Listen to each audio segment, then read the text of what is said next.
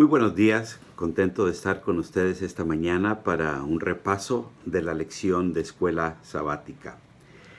Versículo de memoria: tomad este libro de la ley y ponerlo al lado del arca del pacto de Jehová vuestro Dios, y allí por testigo contra ti. Deuteronomio 31, 26. Hoy vamos a estudiar la lección número 7, idiomas, texto y contexto.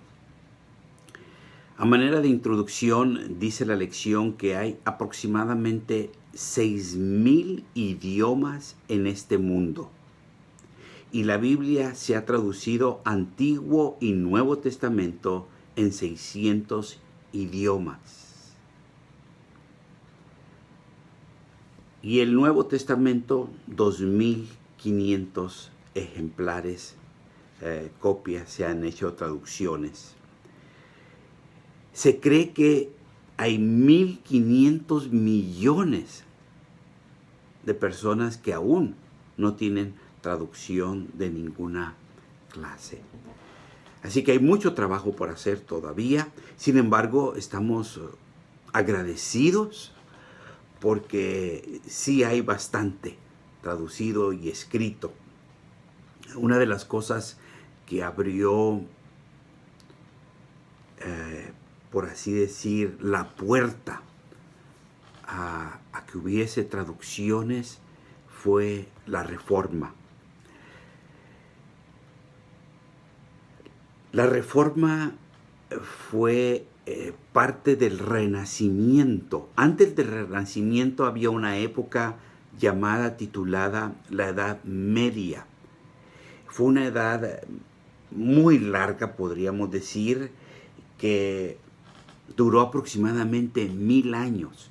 Comenzó en el 476 y terminó hasta 1492, justamente cuando Cristóbal Colón. Son 1000 años, así que 1000 años duró ese periodo, y de ese periodo de la edad, cuando termina la Edad Media, comienza lo que conocemos el Renacimiento. Con el Renacimiento comienzan las artes, comienza la imprenta, que eso ayudó mucho, la Reforma con Lutero. Con la imprenta ahora ya no se tenían que hacer copias una por una, sino ahora en la imprenta hay desarrollo.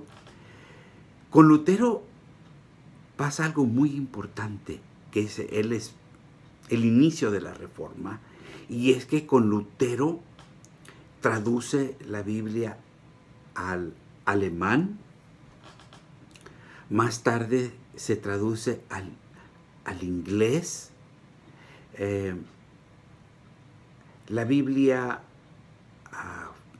fue escrita en Antiguo Testamento en hebreo, arameo, el Nuevo Testamento en griego, algunas partecitas de arameo. Después se traduce al latín. Cuando Lutero la traduce de griego latín a alemán. Y así es como hoy en día, con todas las traducciones, podemos gozar de una traducción en español. La primera parte de la lección hace la pregunta: ¿cómo entender la Escritura? Bueno, yo quisiera leer el texto de Primera de Timoteo, capítulo 3, versículo del 15 voy a leer. Y que desde la niñez has sabido las sagradas Escrituras, las cuales te pueden hacer sabio para la salvación por la fe que es en Cristo Jesús. Toda Escritura es inspirada por Dios, es útil para enseñar, para redarguir, para corregir, para instruir en justicia. La Biblia es un libro no como del común. Es un libro que se lee con oración, y este libro te hace sabio para la salvación. Es un libro que te enseña, te redarguye, te corrige en cómo debes hacer las cosas, te instruye en toda justicia. Es un libro que es muy importante no solamente leerlo, sino enseñarlo a nuestros hijos, a nuestros seres amados, pero muy importante también, un libro que no solamente hay que leerlo, sino obedecerlo, obedecer sus principios, obedecer lo que allí dice. Palabras y su significado. Es muy importante que nosotros en el estudio de la Biblia, no solamente leerlo, sino detenernos en algunas de sus palabras. Se nos menciona aquí en la lección que la palabra misericordia en griego se dice chesed. Chesed, esa misma palabra significa justicia, gentileza, bondad. O sea, tiene 3, 4 significados. La palabra shalom significa paz interior, integridad, bienestar. La misma palabra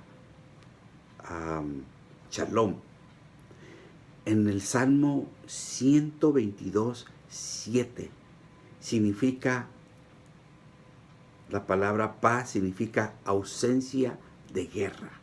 Sin embargo, la misma palabra shalom en número 624 significa paz interior.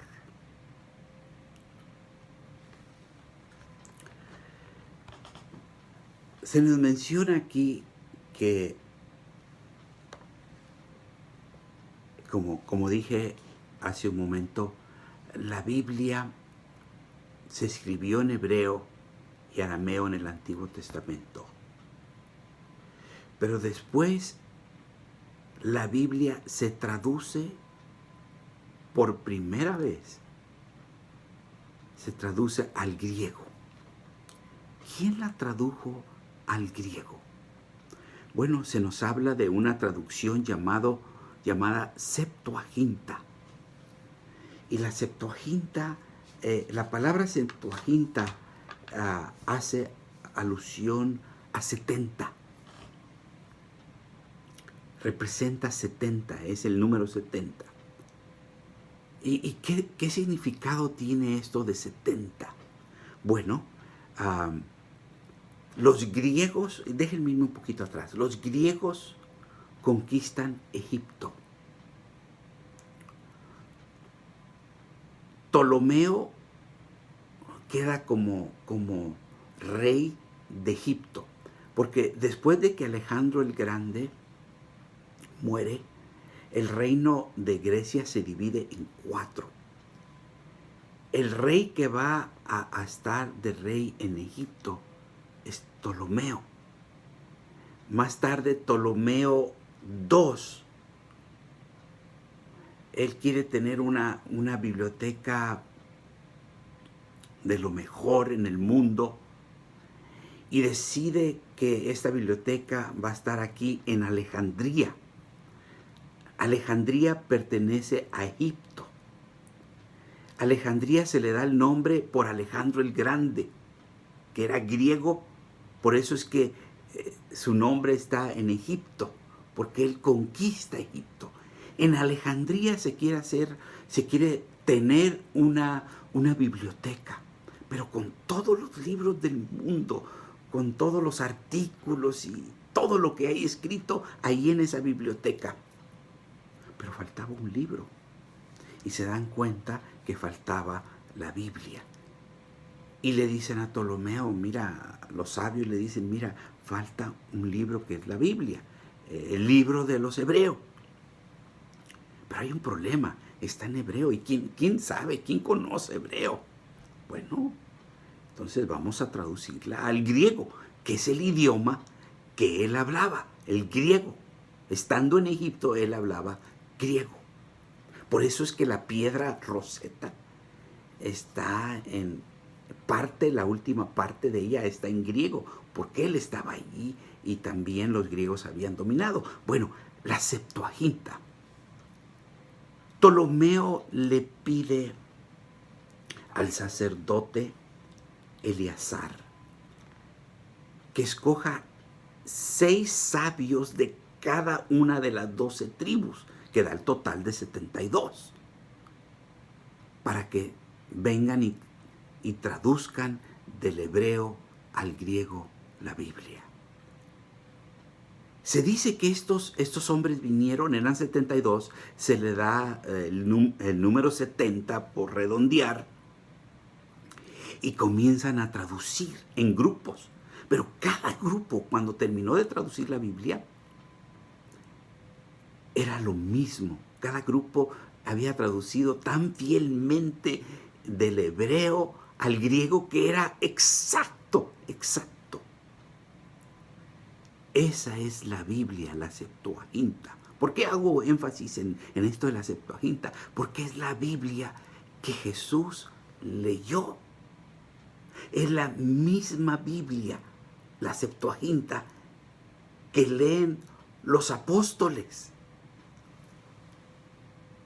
De ahí más tarde, esta Septuaginta es traducida al latín y después a muchos otros idiomas.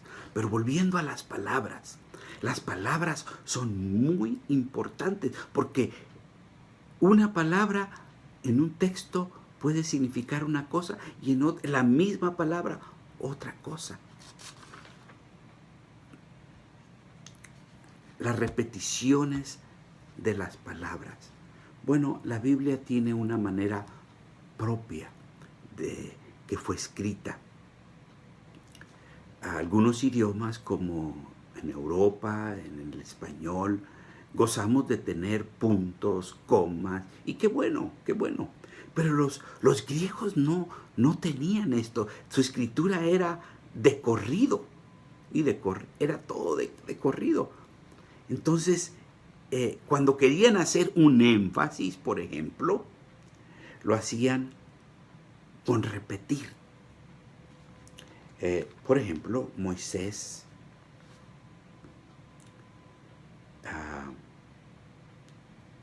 en Génesis 1:27, en un solo texto tiene la palabra crear. ¿Pero por qué lo repite en un solo texto? Porque él quería dejar bien claro que Jehová es el creador. Y después, más tarde, Isaías 6:3, en el texto dice santo, santo, santo. ¿Por qué lo repite?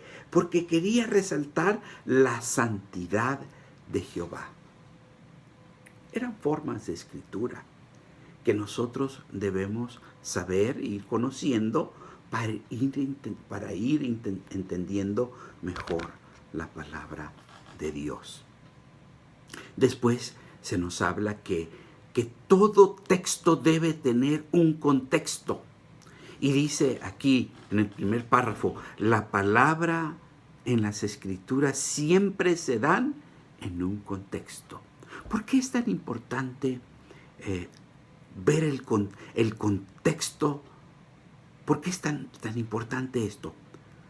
Porque se nos dice, es el fundamento para comprender mejor posible el contexto de las palabras y las oraciones, para no arribar en conclusiones erróneas.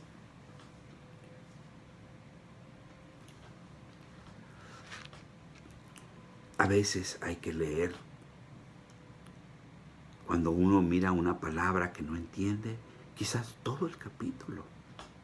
A veces quizás 2, 3 capítulos para poder entenderlo bien.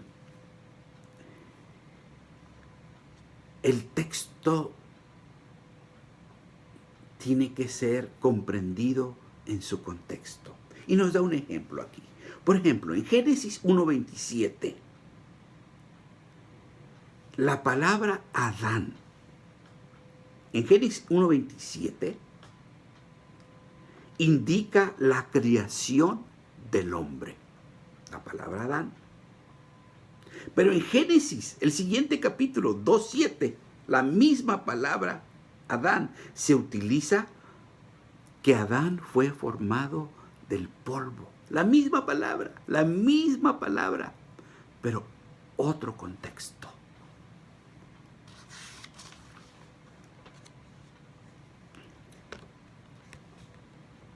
Para poder ir comprendiendo el mensaje, las palabras son importantes, la forma que se escribe de repetición, el texto y su contexto, pero para entender el mensaje también necesitamos entender quién es el autor y el entorno del autor. O sea, cuál es el ambiente en el cual el autor está escribiendo. Por ejemplo, Moisés escribe el Pentateuco, los primeros 5 libros.